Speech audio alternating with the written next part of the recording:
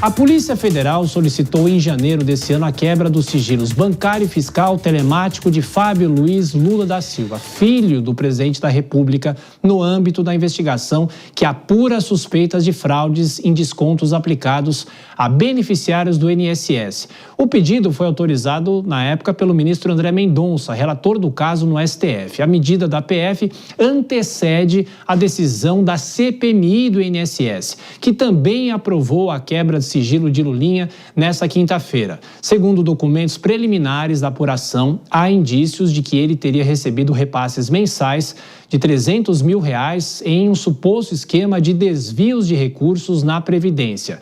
As investigações apontam como um dos suspeitos de operacionalizar os pagamentos o empresário Antônio Carlos Camilo Antunes, conhecido como Careca, do INSS, preso desde setembro de 2025. A defesa de Fábio Luiz nega irregularidades. Enquanto isso, sob protestos, a CPMI do INSS aprova as quebras de sigilo bancário e fiscal de Lulinha, filho do presidente Lula. As últimas informações de Brasília, repórter Beatriz Souza, e não faltou confusão, também teve empurra-empurra durante os trabalhos. O que os governistas afirmaram sobre tudo isso? Boa noite, bem-vinda.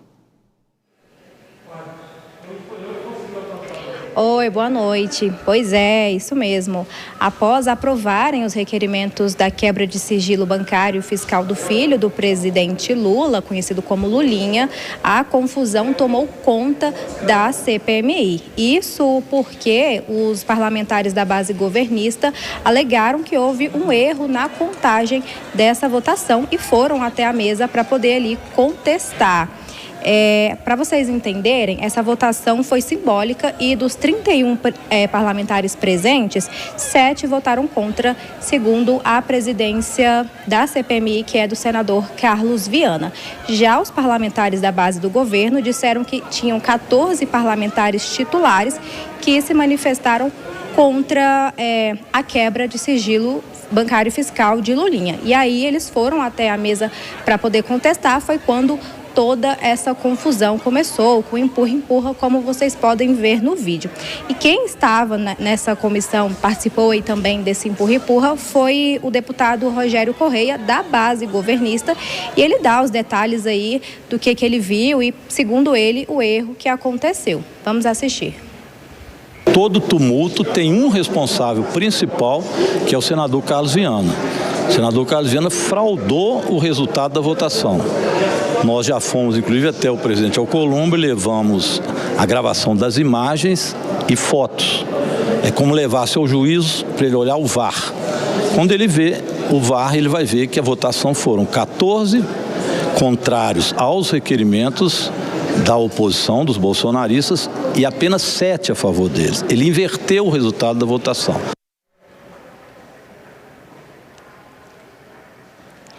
E após toda a votação, toda a confusão, os parlamentares ainda, quando saíram da comissão, foram atrás de Davi Alcolumbre, presidente do Senado, para poder, então, a tentativa de anular essa votação, já que eles alegaram que houve fraude. Nós conversamos também com o vice-presidente da CPMI, que é o deputado Duarte Júnior.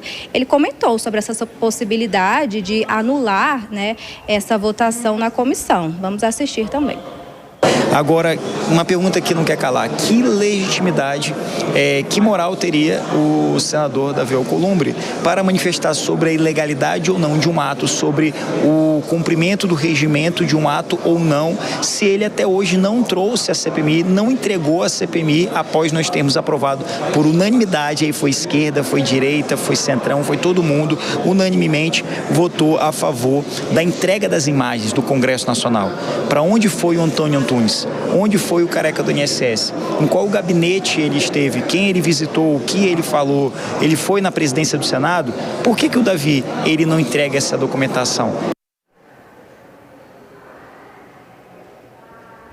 Pois é, então segue essa divergência agora, né, parlamentares da base do governo alegando fraude e parlamentares da oposição dizendo que não teve nada de erro, que foi uma perda do governo. Já sobre a quebra de sigilo e a aprovação desses requerimentos, o presidente da comissão, senador Carlos Viana, disse que toda essa informação sigilosa vai servir para avançar nas investigações e também falou sobre Daniel Vorcaro, a possível vinda dele a Brasília para falar na CPMI. Vamos acompanhar também.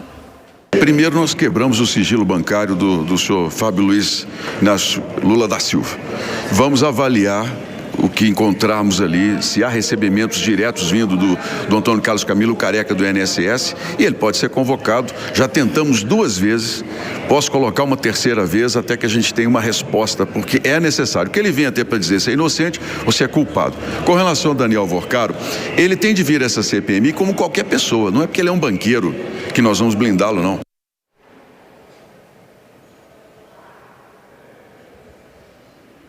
Volto com você no estúdio. Excelente trabalho da Beatriz, que durante todo o dia hoje trouxe palavra dos parlamentares, ao vivo aqui na nossa programação. E você volta daqui a pouquinho. Denise Campos de Toledo e Dora Kramer, muitos assuntos a comentar. E eu lembro das outras confusões que a gente acompanhou no Congresso Nacional. Dora, sempre uma crítica em relação a isso, é claro. Alguma coisa justifica o que vimos hoje ou nada justifica essa reação também dos governistas em relação à quebra de sigilo do filho do presidente? Boa noite, Dora.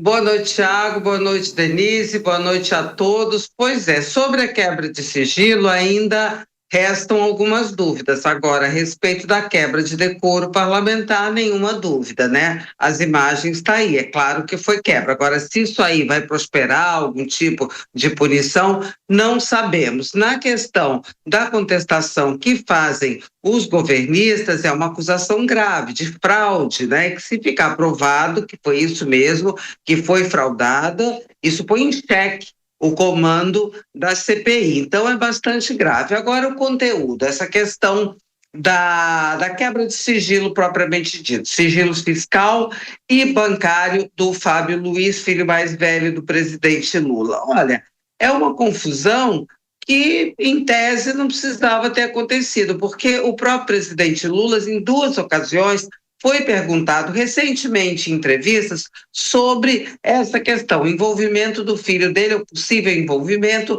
nas fraudes do INSS. Da primeira vez, ele disse, fez aquela clássica declaração, todo mundo, quem tiver problemas, que se vire, que trate pode ser punido, ninguém vai ser protegido. E da segunda vez, na segunda entrevista, ele disse que havia falado com o filho, esse Fábio Luiz, sobre o assunto e dizendo, olhei olho no olho dele e disse, você vai ter que saber se defender. Ou seja, se essas palavras refletem o pensamento real do presidente da República, os aliados dele, os governistas na CPI, do CPMI do INSS, criaram uma confusão desnecessária e podem ter sido mais realistas que o rei.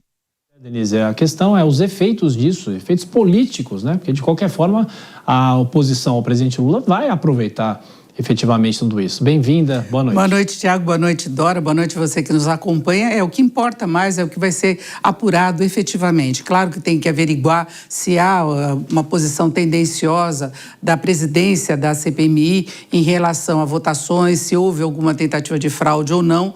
Também tem que se avaliar toda aquela situação de falta de decoro, isso é uma situação. A outra são as investigações. Claro que nós estamos no ano de eleições, vai haver muito embate entre a oposição e a situação, tentativa de incriminação dos 2 lados, mas a documentação, a quebra de sigilo pode trazer à tona tudo o que aconteceu de fato, a comprovação ou não das irregularidades que estão sendo lançadas aí como acusações. Então, eu acho que é importante que isso siga adiante, inclusive para limpar o nome dele, se for, de fato, apenas uma incriminação com conotação política, ou então que ele entre no processo efetivamente, como inclusive o presidente Lula já colocou, que ele que tome as providências necessárias. Então, eu acho que isso é o mais importante, é que essas investigações avancem e tragam maior transparência quanto ao que aconteceu de fato, com esse absurdo que foi o desvio de recursos do INSS e que chega também ao crédito consignado.